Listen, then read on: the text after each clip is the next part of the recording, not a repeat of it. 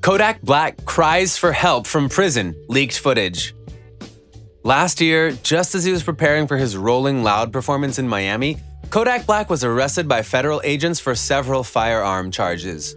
Confused and under much pressure, Kodak eventually pled guilty and signed a plea bargain, hoping cooperation would help ease his suffering, but after being thrown in a rusty old prison in Kentucky, the torment Kodak endured will leave you in shock. Before we jump into this video, be sure to comment keyword ZZ for a chance at winning our giveaway and subscribe for more videos. Kodak Black has finally been transferred to a new prison, and he has never been happier about the news. While the rapper is grateful that he's been transferred, it was actually a pretty long and painful road to get back some sort of self-respect while incarcerated.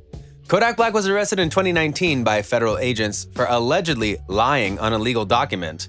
The rapper allegedly checked no on a firearms transaction record when asked if he was currently under indictment for a crime.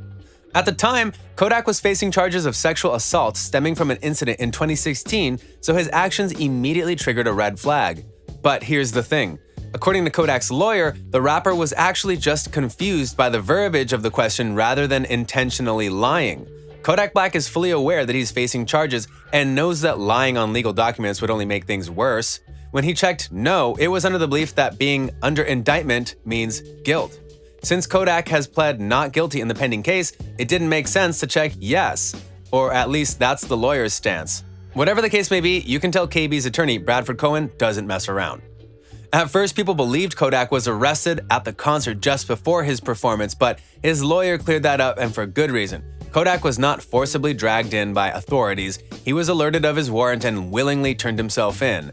From the moment this investigation against Kodak started, it feels like the authorities have been trying to keep him locked up for as long as possible, claiming that he's a danger to himself and society.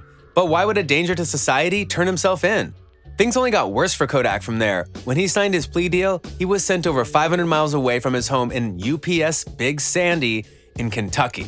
That's where the rapper suffered some of his worst trauma, being berated, insulted, and allegedly beaten by the guards. For months, the rapper has been begging to be transferred from what he described as a literal hellhole. And after months of pleading, the rapper finally decided to take drastic legal action. As reported in late September, Kodak, prior to his transfer, had sued the Federal Bureau of Prisons. In the suit, Kodak alleged that the conditions at the Big Sandy facility amounted to emotional and physical abuse, particularly at the hands of guards. Just 2 weeks after Kodak filed his suit, he was transferred to FTC Oklahoma City temporarily before being transferred to USP Thompson in Illinois. Kodak Black has been struggling with his sentence from the moment he was snatched away by the Rolling Loud Festival back last May. According to official reports, Kodak was arrested on several gun charges for allegedly lying on state and federal documents in order to purchase a firearm, an obvious felony crime. Considering Kodak's criminal history, it doesn't make sense that he would lie to get a gun when he knew it would just get him in trouble anyway. Looking back, everything seemed to be designed as nothing more than a plan to keep Kodak locked away for as long as possible. For those who don't truly know the rapper, I guess it would be easy to profile him as a degenerate, but just because he makes trap music doesn't make him a bad guy. Kodak Black has made some mistakes, but he's a kind and reasonable person, and at the end of the day, he just wants the same thing as the rest of us: health and wealth for himself and his family.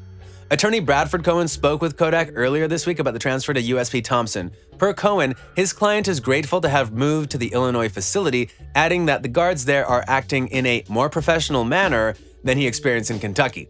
Moving forward, Cohen said that the goal is to get Kodak's privileges fully reinstated, noting that his client still has issues with both his commissary and visitation circumstances.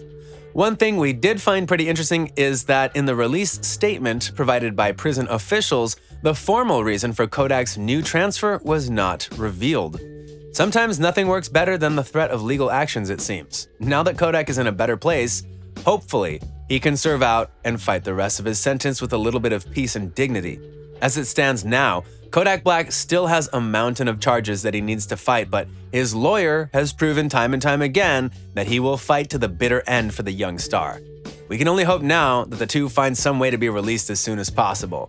Kodak Black has been struggling at Big Sandy from the moment he arrived, and after all the horrible details he provided, it wouldn't be surprising to see the rapper win a cash settlement against the giant human rights violation.